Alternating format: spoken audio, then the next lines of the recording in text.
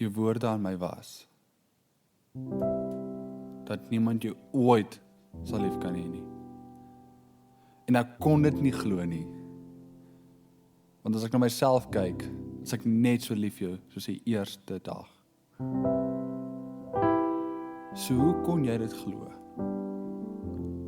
Maar ek verstaan, almal het seer. Maar ek besef, daai woorde was 'n profesie.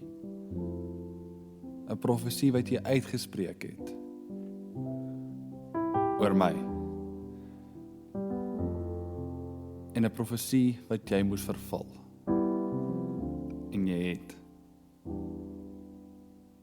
Want ek sit hier en ek glo dit.